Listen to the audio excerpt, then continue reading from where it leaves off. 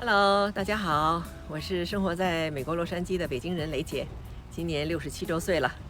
这两天啊，关于我的这个胃哈，这个6年前一次感冒咳嗽哈，无意中哈用了大量的益生菌，当然还有其他的营养素哈，就一下把我这个幽门螺杆菌呢就给治好了啊！有很多的粉丝呢特别的感兴趣，纷纷的加入我的自然养生群，感谢所有的粉丝们对我的信任啊！很多的这个粉丝朋友们哈问了一些问题哈，我在这儿呢也一并回复一下哈。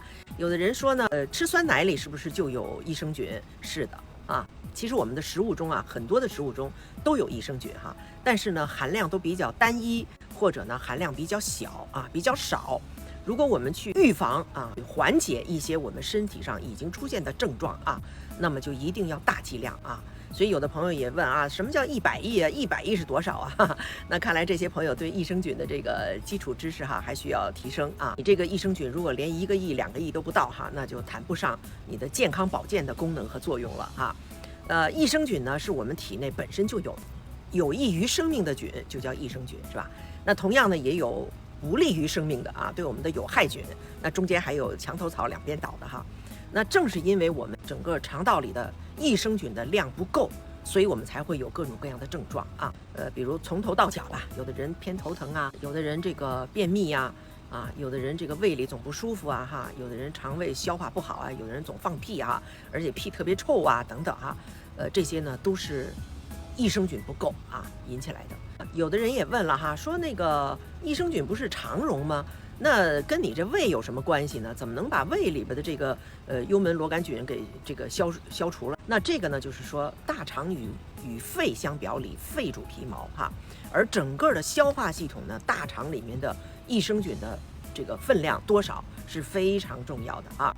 那我们的大肠干净了，大肠益生菌多是吧？它反过来对我们的呼吸道，所以我那次为什么就吃了3天就不咳嗽了呢？我是先把这咳嗽止住了啊。那有的人就说，那你这吃益生菌能止咳嗽吗？很多我们肺上面的毛病，不舒服，其实跟肠子都有关系的。好，那我大量的益生菌，当然还加上一些其他的营养素啊，就是把这个大肠的菌群把它调整好，从这个肺它就解决了这个问题啊。我就咳了有很长一段时间啊，反正我当时是早晨400亿，晚上400亿啊，我就那么喝了3天啊，当然加上纤维粉啊、纤维素还有蛋白粉啊，这样和在一起喝的，喝了3天，哎，确实就不咳了啊。不咳了呢，我也没当回事儿。这个胃里的菌哈怎么消失掉的？是我后来过了几个月吧，回到北京去体检哈，例行体检，因为每年我都要做这个碳13啊。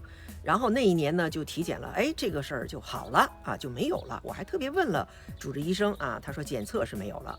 那我从15年啊到现在6年的时间了哈，每一年去体检我都要做这个碳13，结果这6年啊，就是从来就没有再犯过这个事儿，那我觉得挺好的啊，所以我跟朋友们分享哈，益生菌呢，我是觉得可以长期吃啊，因为它本身就是我们身体里需要的、必须的啊一部分啊。那我们如果少了的话呢，哎，我们就会这儿不舒服，那儿难受啊。所以说呢，这个益生菌呢是要长期吃。从那以后呢，因为就好了嘛哈，我就是早晚各100亿啊。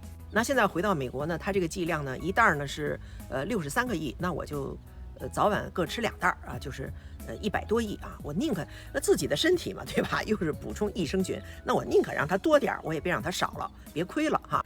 如果你感兴趣，点个红心加个赞，咱们下期见。